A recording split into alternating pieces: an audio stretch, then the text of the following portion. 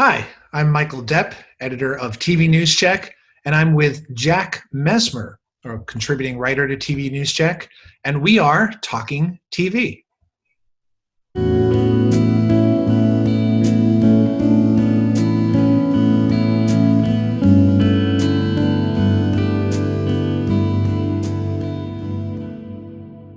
Hello, Jack, and welcome. Hello, Michael. And I should mention that I'm also this week going to be talking with Michael Stahl, another contributing writer to TV News Check, after my chat with Jack. Michael and I are going to be talking about data journalism. But first, Jack, you have been covering the quarterly earnings reports for us, and you've got a great analysis on the quarter that we published this week. I want to ask you about those calls. You sat in on a number of station groups earning calls over the last few weeks, and you heard an enthusiastic chorus for a strong emerging category in spot advertising. Tell us about that. Well, it's a practically new category. The previous round, there was a little bit of mention of it, but this time around, I think it was a major topic in every one of the conference calls of the pure play TV group companies, and that is sports betting.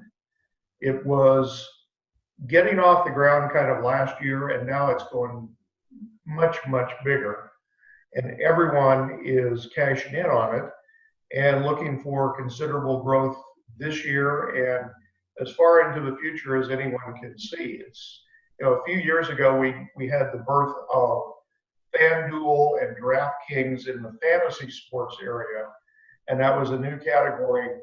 But beyond that now, it's actual legal wagering. It's just like the sports book in a casino. And of course, people have bet on sports events for as long as there have been sports events. But, it was friends making little wagers with each other or illegal bookies. And then you had the legal gambling only in the sports books at the casinos. Mm-hmm. But now, a few states have legalized the online betting in sports, and more are considering it.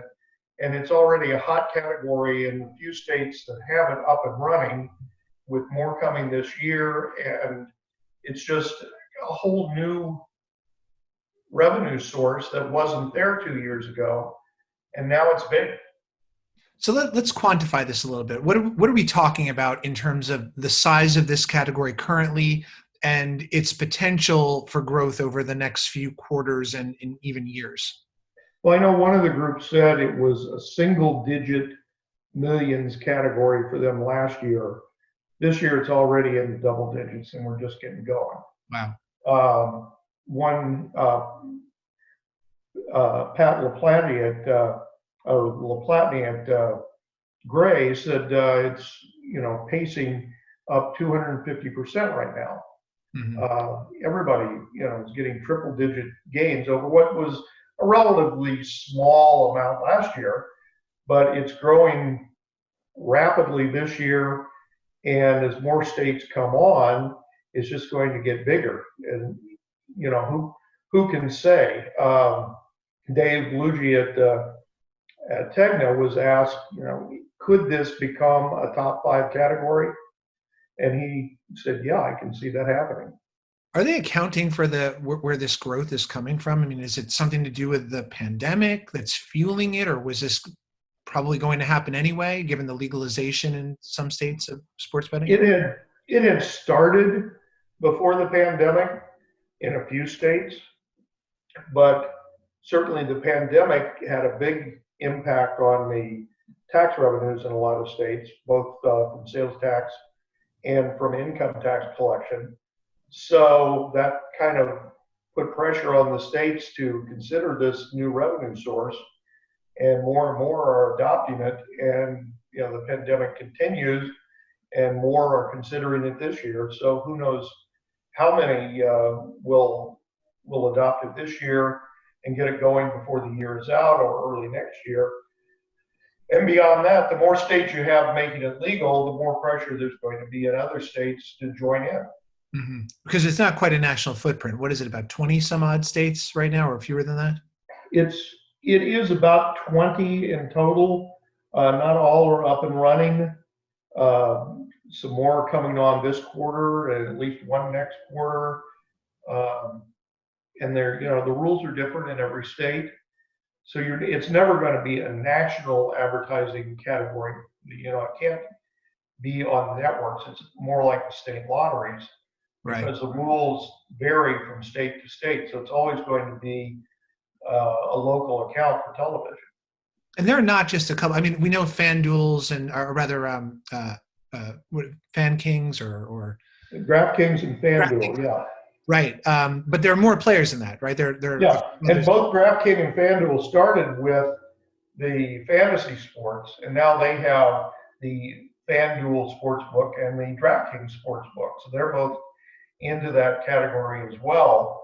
And then there are other players that most of us never heard of before. Before I did this story, I had never heard of William Hill. It's one of the biggest bookies in the UK. And they're now in most of the states that have started up here in the US. I went to look to see the ads because we don't have it here in Florida. And the first ad I saw was from the UK, and I couldn't understand half of what the people were saying. But it's it's local. It's being done differently here, and William Hill is going to become a well-known brand in the U.S. And of course, they're driving it with TV because you and I never heard of William Hill before, but the people wanting to bet on sports now in each state as it comes along are going to hear about William Hill, and a number of other bookie operations or sports books, whatever you want to refer to them as. And they all have to start from almost nothing, except for FanDuel and DraftKings. And Fox Bet, to some extent, has an advantage because its name is known, and of course they're going to be closely identified with the Fox stations. So how do you promote a new brand? You've got to go with TV, and because this has to be local advertising, local TV is where it's going to go. So moving beyond sports betting, I know that political saved the station groups last year after the pandemic pummeled core. But now that the election is over, how is core's recovery doing? Well, certainly the political saved the year for television. And as we were coming out of the election, every group said that month over month after the pandemic began, there was sequential improvement each month, and that's continued. And since the election, we no longer have crowd out, except in Georgia, and that's over now. And everybody said core was getting back closer. There are some segments, obviously, that aren't coming back very rapidly, like restaurants and retail to some extent. But core as a group is coming back. The toughest comps against last year are right now, the first quarter, because the pandemic began at the end of the first quarter. But after that, it gets much easier. And at this point, all of the groups are saying flat to only down a little bit for core in the first quarter. And they're all optimistic on the second quarter will be a much easier comp. And they're looking at the full year as being up for core pretty much for everyone. So looking ahead to next quarter, what should we be keeping an eye on, looking out for?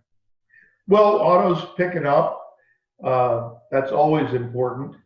Everyone wants to see auto come back to what it had been.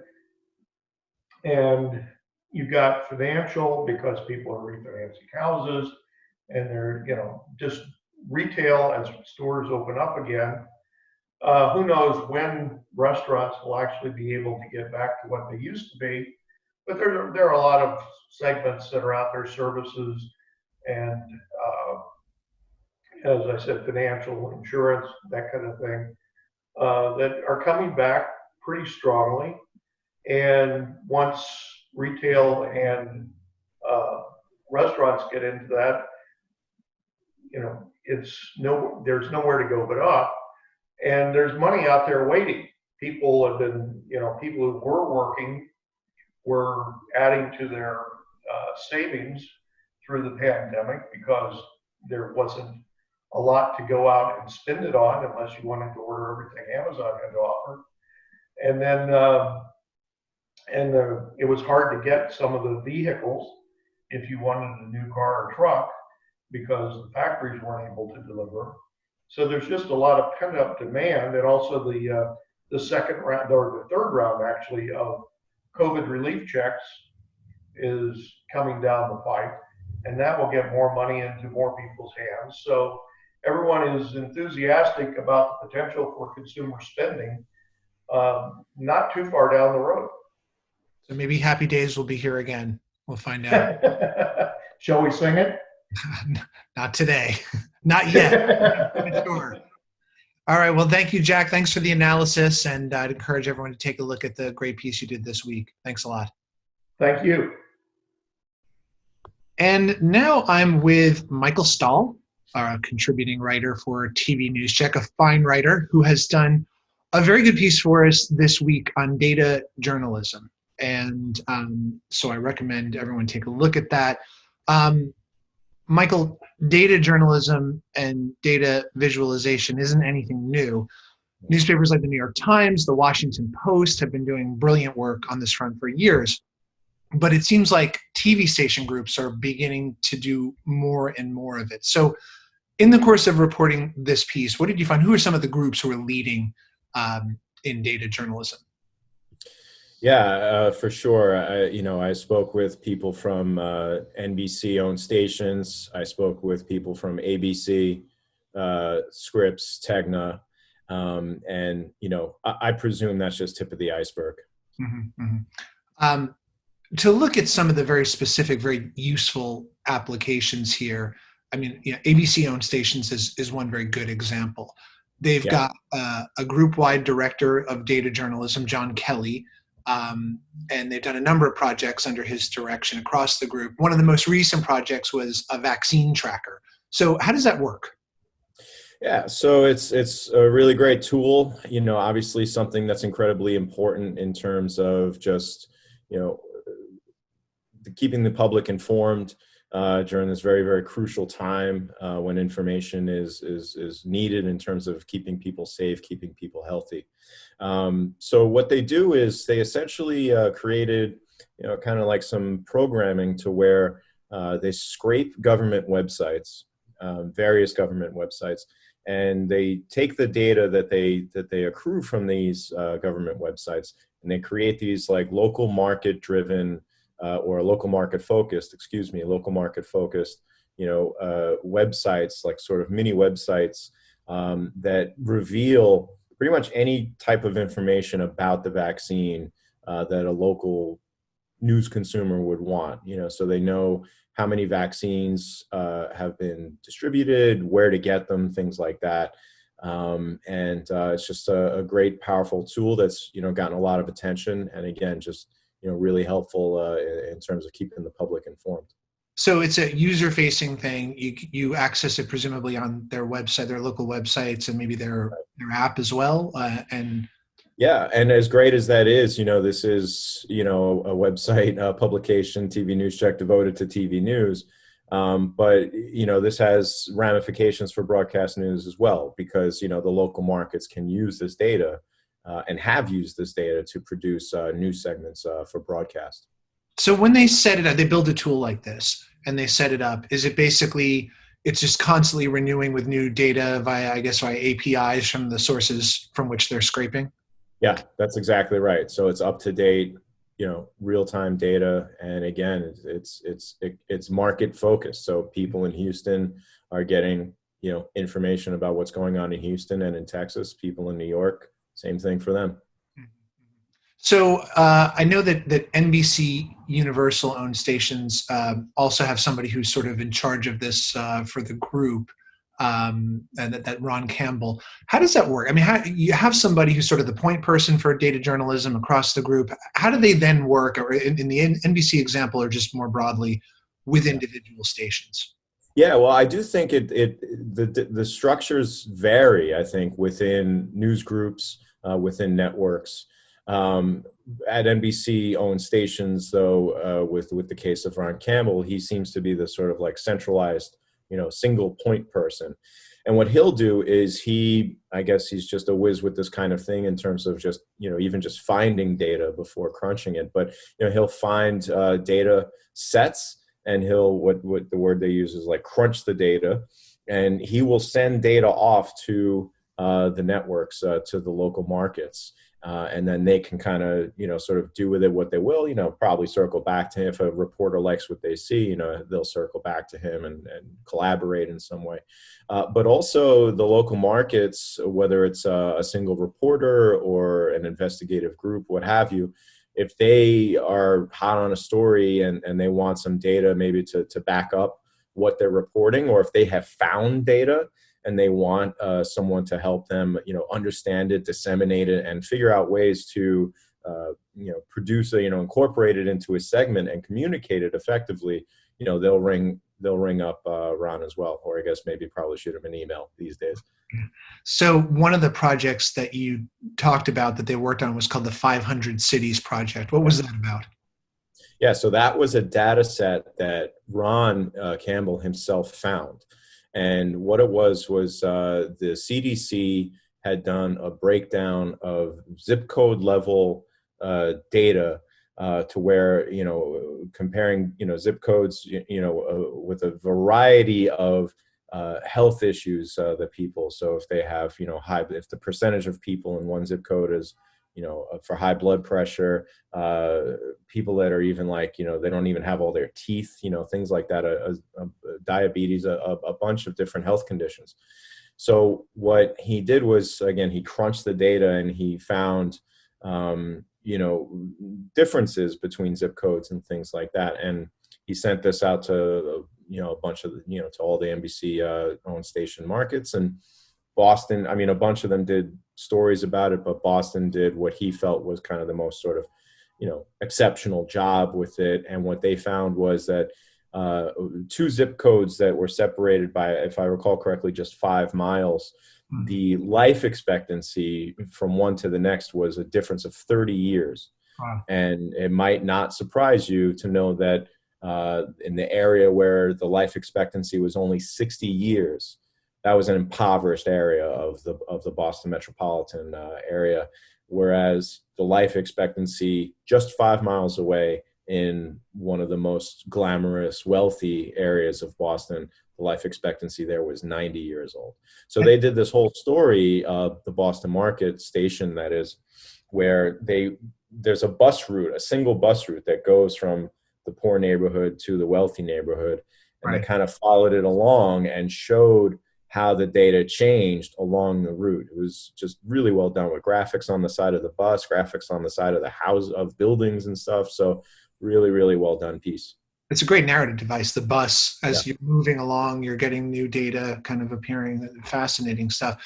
So what's your sense of this as a trend in the longer term here? Is this something that's catching on now with station groups, and we're going to start seeing it more widely, just data being represented, visualized? I don't think it's an understatement to say that this is the future for a number of reasons. And it goes just even beyond the practicality of the data, although that's, the foundation here. But when you think about how even before Trump took office and trust in the media got a lot of attention because Trump called attention to it. But, there was issues with consumer trust in the media before Trump even took office. So this has been a long issue that, brands, news groups have been very, very concerned about in terms of long-term sustainability. Well, when you start to introduce data-driven reportage, that puts question of trust out the window, because you have hard facts, hard numbers that, people can look at as support for whatever sort of story, you want to tell, whatever narrative you want to tell. So, viewers in often case have, the data doesn't lie, and the viewers have to kind of respect that to a degree. What about replicability? When you have a smaller budget, I mean, what you're describing in Boston sounds like something that involves a lot of time and energy, a lot of sophistication with the programs that you have to put it together. Can you do this at a smaller station? Is it's something that sort of works in small and large markets? I think that where budget is a concern, places probably have to just do what they always do, which is get creative. I think that this type of system, this type of network, this type of team, could be developed with a front load investment. And I'm not even necessarily talking about new manpower or new hires, new employees. There could be training sessions up front to train people to do this. Or maybe there's a reimagination of new positions. So, you kind of phase one role out as someone retires, as someone moves on to another position. And then when you kind of move someone else in, it doesn't cost you anything to just sort of rethink the types of skills that you're looking for in somebody. Well, interesting stuff. So thanks very much for the story. I just want to remind our viewers and listeners that Talking TV is now available as a podcast on audio platforms, most major platforms where you get your podcasts, as well as the video version. So find us in any way you prefer. Thanks, Michael, for being with us this week, and see you again. Take care. Thanks.